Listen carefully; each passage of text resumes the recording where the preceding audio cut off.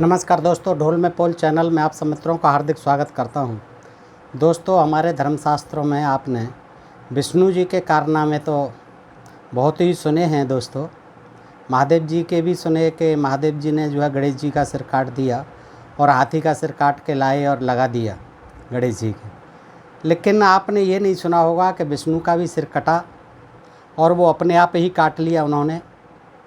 और फिर जो है ब्रह्मा जी को पता चला तो ब्रह्मा जी भगे गए और एक घोड़े का सिर काट लाए। घोड़े को हैवी कहते हैं, तो विष्णु को नाम जो है हैग्रीव पड़ गया। हैग्रीव जो है पड़ा, और उस समय हैग्रीव एक राक्षस भी था, असुर था, जिसका बड़ा उस समय बहुत ही ज़्यादा आक्रामक था वो, और देवताओं को तरह तरह से परेशान किया करता था हैग्रीव। तो सब देवताओं ने मिलकर के फिर हैग्रीव विष्णु को बना करके, और किस तरह से उनका सिर काटा गया और किस तरह से ब्रह्मा जी ने घोड़े का सिर लगाया। दोस्तों, ये भी बड़ा विचित्र है कि हैग्रीव के द्वारा और हैग्रीव का वध किया जाना। तो दोस्तों, आज हम इसी प्रकरण को देखते हैं। ये देखिएगा, बड़ा विचित्र और रोचक प्रसंग है। श्रीमद्देवी भागवत है ये, श्रीमद्देवी भागवत, गीता प्रेस गोरखपुर की। तो इसमें जो है दोस्तों स्कंद है पहला और 30वां पृष्ठ है। इस पर ये दिया है। दोस्तों, मैं आपसे अनुरोध करता हूँ कि इस वीडियो को पूरा देखें ताकि आपको पता चले इस कारनामे का कि ब्रह्मा जी भी कितने कलाकार थे, इंजीनियर थे, डॉक्टर थे, उन्होंने जो है शल्य चिकित्सक थे। उन्होंने तुरंत एक घोड़े का सिर काटा और विष्णु के लगा दिया। देखिए किस तरह की रोचक भयानक ये बातें जो है इन शास्त्रों में लिखी पड़ी हैं। दोस्तों, तो देखते हैं। ऋषिगण बोले, सूत जी आपने बड़े आश्चर्य की बात कही। अरे, जो भगवान विष्णु सबके कर्ता धर्ता हैं, उनका भी मस्तक कटकर धड़ से अलग हो गया। फिर उस धड़ पर घोड़े का सिर रखा गया और वे हैग्रीव कहलाने लगे। वेद भी जिनकी स्तुति करते हैं, संपूर्ण देवताओं को आश्रय देना जिनका स्वाभाविक गुण है तथा जो समस्त कारणों के भी परम कारण हैं, उन आदिदेव जगत प्रभु भगवान श्री हरि को भी छिन्न मस्तक हो जाना पड़ा। यह देव की ही करामात है, परंतु महामते ऐसी घटना कैसे घट गई, इसे शीघ्र विस्तार पूर्वक कहने की कृपा कीजिए। तो सूत जी कहते हैं, देखिए दोस्तों, बताते हैं कथा कि मुनगणों, भगवान विष्णु बड़म परम तेजस्वी और देवताओं के भी देवता हैं। उनकी लीला बड़ी विचित्र है। तुम सब लोग अत्यंत सावधान होकर उनकी अद्भुत कथा सुनो। एक समय की बात है। अब ये तारीख मत पूछिए, सन सम्मत मत पूछिए, किस वर्ष की बात है ये मत पूछिए। सूत जी को कुछ पता नहीं है। वो कहते हैं एक समय की बात है। सनातन परम प्रभु भगवान श्री हरि को घोर युद्ध करना पड़ा। किससे? देव राक्षसों से। 10,000 वर्षों तक भी युद्ध भूमि में डटे रहे, 10,000 वर्ष तक। फिर तो उन्हें थकान हो ही जानी है। 10,000 वर्ष मामूली होते हैं क्या? निरंतर जो है लड़ते रहे 10,000 वर्ष तक असुरों से, तो थक गए। तब वे अपने पुण्य प्रदेश वैकुंठ में चले गए। पद्मासन लगाकर बैठे, धनुष पर डोरी चढ़ी हुई थी। उसी अवस्था में धनुष को भूमि पर टेक कर उसी के सहारे वे कुछ झुक से गए और उसी पर भार देकर अलसाने भी लगे। देखिए, बाण के ऊपर ही, धनुष की डोरी पर ही वो टेक कर धनुष को और अलसाने लगे। श्रम के कारण अथवा लीला संयोग से उन्हें घोर निद्रा आ गई। शेषनाग पर नहीं पहुंच पाए, बीच में ही अलसा गए। तो धनुष के ऊपर ही सहारा लेकर धनुष का सिर से नींद आ गई। उसी अवसर पर कुछ दिनों से देवताओं के यहाँ यज्ञ करने की योजना चल रही थी। इंद्र, ब्रह्मा, शंकर आदि सभी देवता यज्ञ करने में तत्पर होकर भगवान श्री हरि से मिलने बैकुंठ गए। देवताओं का कार्य निर्विघ्न चलता रहा, यही उस यज्ञ का उद्देश्य था। वहाँ उन्हें यज्ञेश्वर भगवान विष्णु का दर्शन नहीं मिला बैकुंठ में। फिर तो ध्यान द्वारा पता लगाकर वे जहाँ भगवान विराजमान थे वहाँ पहुँच गए। देखा परम प्रभु भगवान श्री हरि योग निद्रा के अधीन होकर अचेत से पड़े हैं। तब वे देवता लोग वहीं ठहर गए। जब भगवान की निद्रा भंगन हुई तब वे देवता अत्यंत चिंतित हो गए। भगवान की निद्रा भंगन हुई तब वे देवता अत्यंत चिंतित हो गए। ऐसी स्थिति में इंद्र ने प्रधान देवताओं को संबोधित करके कहा, अब क्या करना चाहिए? देवताओं, आप स्वयं विचार करें, भगवान विष्णु को कैसे जगाया जाए? जब भगवान शंकर ने कहा, देवताओं, यद्यपि किसी की निद्रा भंग करना निषिद्ध आचरण है, फिर भी यज्ञ का कार्य संपन्न कराने के लिए तो इन्हें जगा ही देना चाहिए। तब ब्रह्मा जी ने बम्बरी नामक एक कीड़ा उत्पन्न किया। देखिए ब्रह्मा जी की बुद्धि, एक कीड़ा उत्पन्न किया कि कैसे जगाएं इन्हें, ऐसे जगाना तो अपराध है, पाप है। तो उन्होंने एक कीड़ा बना दिया, बम्बरी नामक कीड़ा बना दिया और सोचा मनुष्य धनुष पृथ्वी पर है ही, धनुष पृथ्वी पर है ही, यह कीड़ा उस धनुष की तांत को काट देगा। क्या बुद्धि लगाई देखिए, ये धनुष, ये कीड़ा जो है मामूली सा जो बनाया, यह धनुष की तांत को काट देगा, जिसका सहारा लेके ठुड्डी से विष्णु जी सोए हुए हैं। तदनंतर आगे की रस्सी को काटते ही झुका हुआ धनुष से ऊपर को तन उठेगा। बिल्कुल जब डोरी कट जाएगी तो वो तन उठेगा। फिर तो देवाधिदेव श्री हरि की निद्रा टूट ही जाएगी। तब देवताओं का कार्य सिद्ध होने में कोई संदेह न रहेगा। इस प्रकार मन में विचार करके प्रधान देवता अविनाशी ब्रह्मा जी ने वैसा करने के लिए बम्बरी को आज्ञा दे दी कि जा काट जाए डोरी को। तब वह बम्बरी नामक कीड़ा ब्रह्मा जी से कहने लगा, देखिए कीड़ा भी कहने लगा, अरे लक्ष्मीकांत, भगवान नारायण देवताओं के भी आराध्य देव हैं, भला उन जगत गुरु की निद्रा में कैसे भंग कर सकूंगा। भगवान, इस धनुष की डोरी को काटने से मुझे ऐसा कौन सा लाभ है जिसके कारण ऐसा घृणित कार्य मुझे करना पड़ रहा है। सभी प्राणी किसी न किसी स्वार्थ को लेकर ही नीच कर्म में प्रवर्तित होते हैं, यह बिल्कुल निश्चित बात है। इसलिए यदि मेरा कोई निजी काम बनने वाला हो, मुझे क्या फ़ायदा होगा ब्रह्मा जी उनकी निद्रा भंग करने से। तभी इसे काटने में ही तत्पर हो सकूँगा, मुझे बताइए, तभी मैं काटूँगा। ब्रह्मा जी ने कहा, सुनो, कीड़े से कहा, हम लोग तुम्हें यज्ञ में भाग दिया करेंगे जैसे देवताओं को मिलता है। यह निजी लाभ मानकर तुम शीघ्र हमारा काम करो, अर्थात भगवान श्री हरि को जगा दो।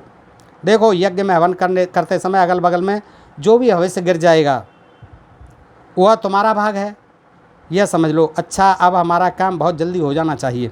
सूत जी कहते हैं, इस प्रकार ब्रह्मा जी के कहने पर उसी क्षण बम्बरी ने प्रत्यंचा को यानी डोरी को जो नीचे भूमि पर थी खा लिया।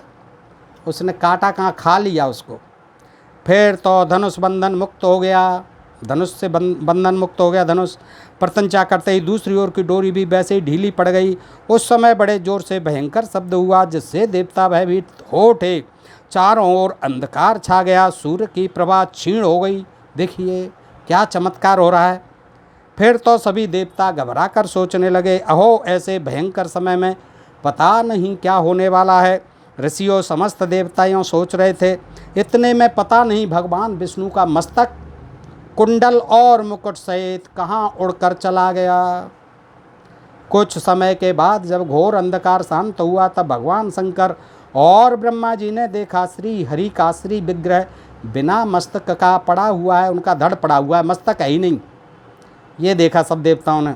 यह बड़े आश्चर्य की बात सामने आ गई। भगवान विष्णु के केवल धड़ को देखकर उन श्रेष्ठ देवताओं के आश्चर्य की सीमा न रही।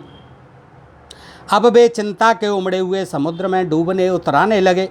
अत्यंत दुखी होकर उनकी आंखें जल बरसाने लगीं। वे विलाप करने लगे, हा नाथ, आप तो देवताओं के भी आराध्य देव और सनातन प्रभु हैं, फिर भगवान संपूर्ण देवताओं को निष्प्राण करने वाली यह कैसी दैवी विचित्र घटना घट गई। हे विष्णु जी बताइए क्या कर दिया ये आपने। तो ब्रह्मा जी ने कहा, काल भगवान ने जैसा विधान रच रखा है वैसा अवश्य ही होता है। यह बिल्कुल असंदिग्ध बात है, इसमें कोई संदेह नहीं है कि जैसा काल भगवान ने लिख रखा है। इनको भी काल भगवान से परेशानी होती थी, ब्रह्मा विष्णु महेश को। एक काल भगवान और थे। जैसे बहुत पहले काल की प्रेरणा से भगवान शंकर ने मेरा ही मस्तक काट दिया था, 5वां सिर मेरा ही काट दिया था। काल भगवान की प्रेरणा से प्रेरित होकर शंकर जी ने, क्योंकि मैं इस काल की भावना से ही प्रेरित होकर के अपनी पुत्री सरस्वती को मोहित हो रहा था देख देख कर। और जब ऐसी हरकत मैं कर रहा था तो शंकर जी ने देखकर रोष में आकर के मेरा 5वां सिर कलम कर दिया था। और उसी तरह आज भगवान विष्णु का भी मस्तक धड़ से अलग होकर समुद्र में जा गिरा है। उसी धनुष से जैसे डोरी काटी और उस धनुष को जो ऊपर को तना, सोई शंकर जी वो विष्णु जी का सिर कट करके समुद्र में जा गिरा। उन्हें दुखी होकर स्वर्ग से गिर और सचीपति देवराज इंद्र के हजारों भग हो गए। ये काल भगवान की कृपा से ब्रह्मा जी बता रहे हैं। उन्हें दुखी होकर स्वर्ग से गिर जाना पड़ा और मानसरोवर में जाकर वे कमल पर रहने लगे। अतएव तुम्हें बिल्कुल शोक नहीं करना चाहिए देवताओं। तुम सभी उन सनातनमयी विद्या रूपिणी महामाया का चिंतन करो।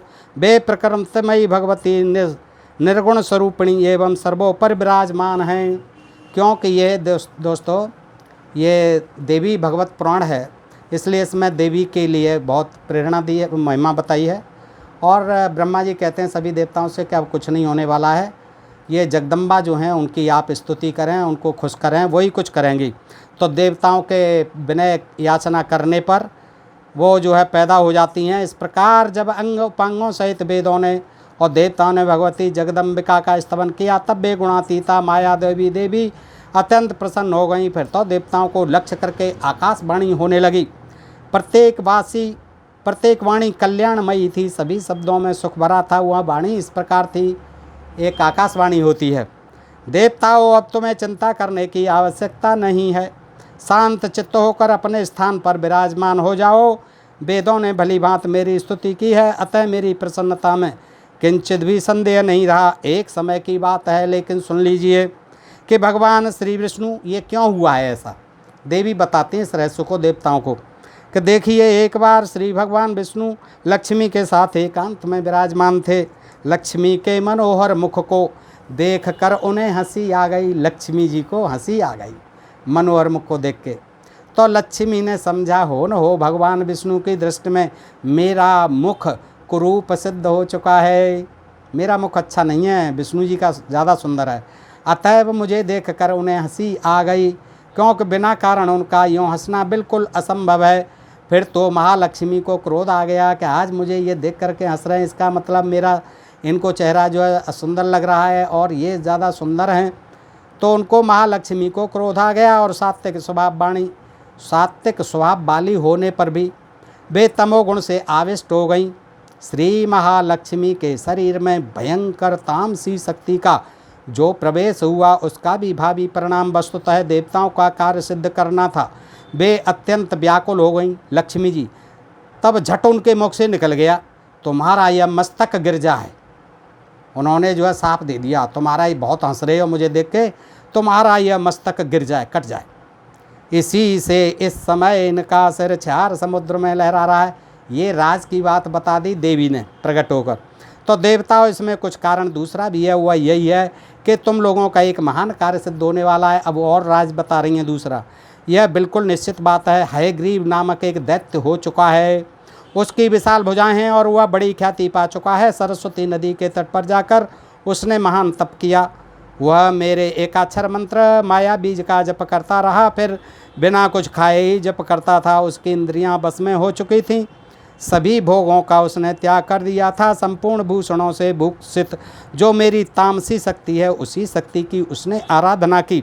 वह दैत्य 1000 वर्ष तक ऐसा कठिन तप करता रहा। तब मैं ही तामसी शक्ति के रूप में सजकर उसके पास गई और जैसे रूप का वह ध्यान कर रहा था, ठीक उसी तप में मैंने उसे दर्शन दे दिए।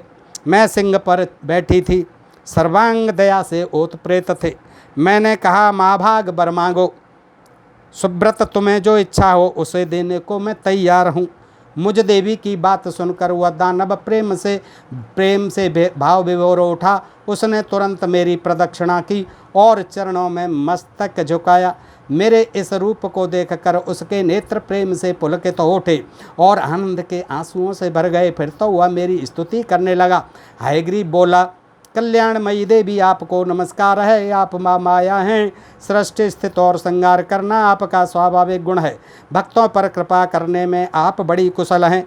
हयग्रीव बोला फिर आगे के, माता, जिस किसी प्रकार भी मुझे मृत्यु का मुख न देखना पड़े, मैं मरूं नहीं कभी, वैसा ही वर देने की कृपा कीजिए। मैं अमर योगी बन जाऊं, देवता और दानव कोई भी मुझे जीत न सके। ये वरदान तो हर कोई राक्षस मांगता था इन देवताओं से, और ये दे देते थे, फिर भी मार देते थे उसे मिलजुल कर। देवी ने कहा, देखो, जन्मे हुए की मृत्यु और मरे हुए का जन्म होना बिल्कुल निश्चित है। जो जन्म है वो मरेगा, जो मरेगा वो जन्म लेगा आगे। भला ऐसी सिद्ध मर्यादा जगत में कैसे व्यर्थ जा सकती है, और ऐसा वरदान मैं तुझको कैसे दे सकती हूँ मेरे भक्त। तो राक्षसराज मृत्यु के विषय में तो ऐसी ही बात पक्की समझ लेनी चाहिए। अतः मन में सोच विचार कर और जो कुछ इच्छा हो उसे वर मांगो। ये तो मैं आपको नहीं दे सकती, क्योंकि आपको मरना ही पड़ेगा, और जिसने भी शरीर धारण किया उसको मरना ही पड़ता है।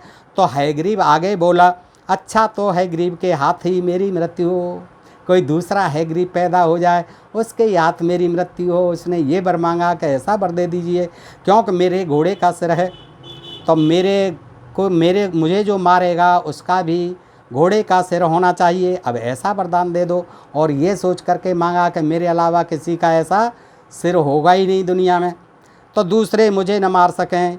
बस अब मेरे मन की यही अभिलाषा है, इसे पूर्ण करने की कृपा करें। देवी ने कहा, महाभाग अब तुम घर जाओ और आनंद पूर्वक राज्य करो। यह बिल्कुल निश्चित है गरीब के सिवाय तुम्हें कोई नहीं मार सकेगा।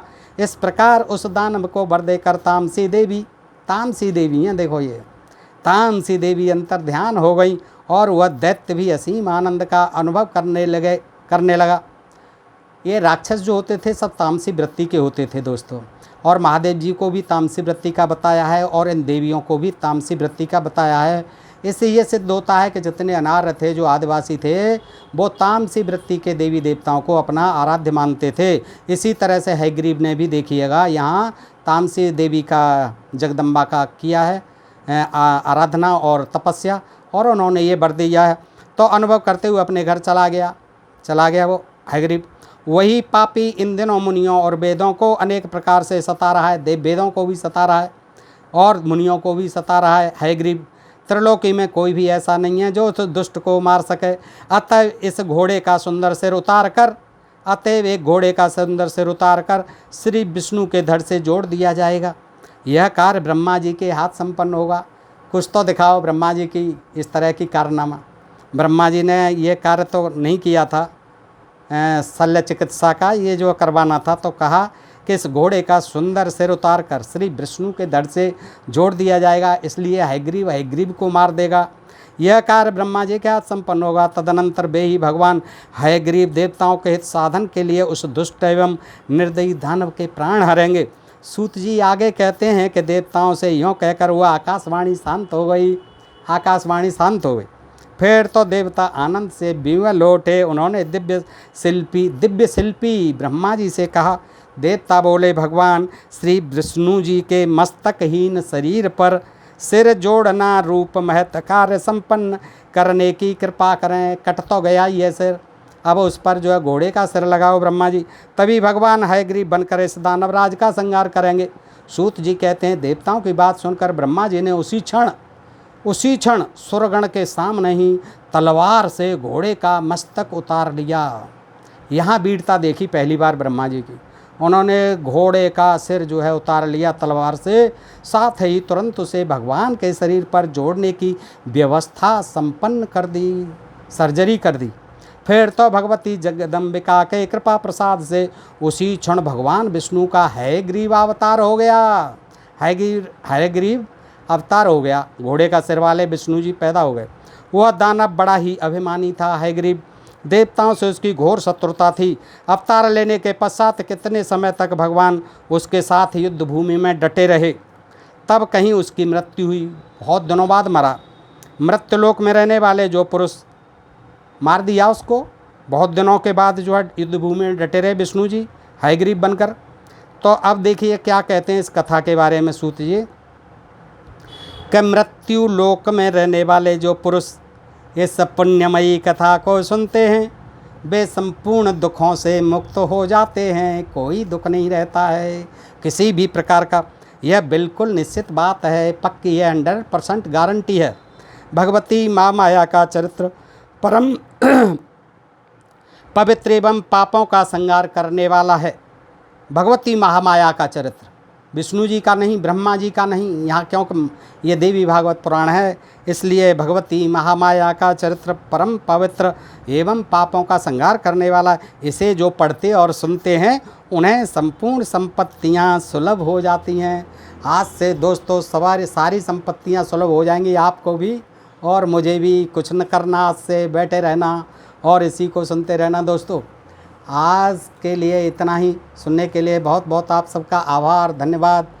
और अपने प्रिय चैनल ढोल में पोल को सब्सक्राइब करते रहें। नमस्कार, जय हिंद, जय भारत दोस्तों।